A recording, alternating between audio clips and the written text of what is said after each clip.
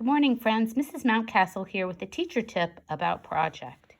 So yesterday we were talking about taking one, or for me, I took two of my Post-its to write a paragraph. The two Post-its I chose were bulbs, about bulbs, and rhizomes, because I am interested in these two ways that perennials grow. And here's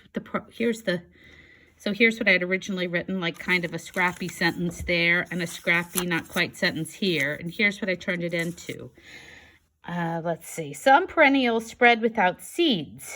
Two of these are bulbs and rhizomes. Bulbs look like tiny onions and can produce new bulbs around them each season that can be separated into new plants.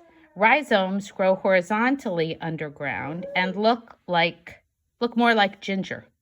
They also divide, but the oldest roots die away so the new shoots can start new plants. These are two ways perennials grow without seeds. So because I was doing two things, one way to write about these or to show about these is with a Venn diagram.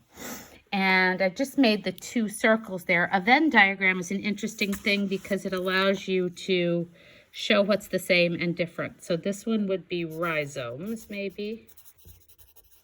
And this one would be bulbs.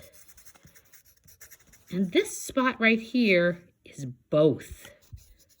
And I'm just going to label it, even though you can tell it's both, right?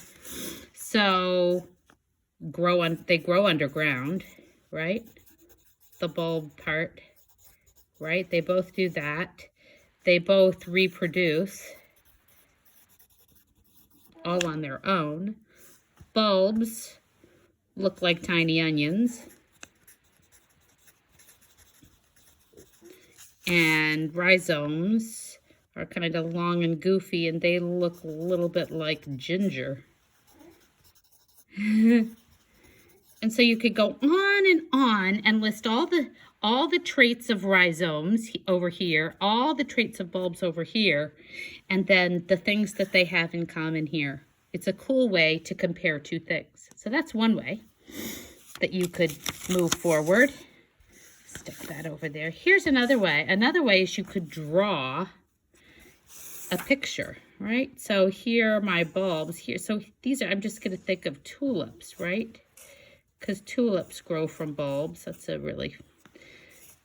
really great drawing of a tulip, but they grow from a bulb. And so down here is my tiny little onion with all its little strings hanging off of it. So there's one for bulbs.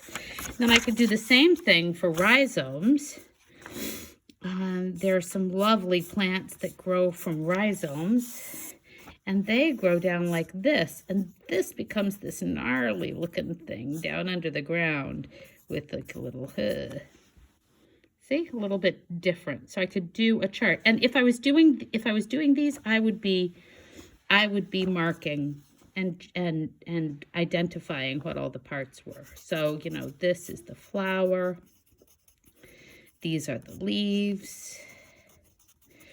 This is the root. And I'm going to write the word rhizome there. See? So a diagram that shows all of that. And then, or you could do something kind of crazy, which I'm thinking of doing also for my project. I'm thinking about what these little things look like at the bottom of the plants. Both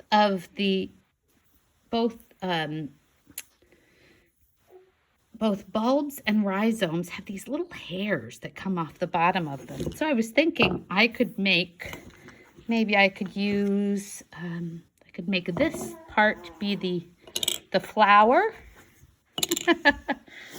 And then I could probably collect some things from around my house to use for the other parts. And then I could make at the bottom, at the base, underneath maybe, I could use this for part of the roots. And I'm actually going to look over here because I think I have some sticks that might be good for this. Oh, and maybe I could use some of these guys right here. And, I don't know actually what I could use for rhizomes. I might have to find something outside for that. But this is another way that I might experiment with demonstrating for others what the difference between rhizomes, or the sameness between rhizomes and bulbs. And I would just collect some things. Maybe this would be for the bulbs, right? And they would have this coming off of it. I might even take the time to connect this up and make it really cool looking.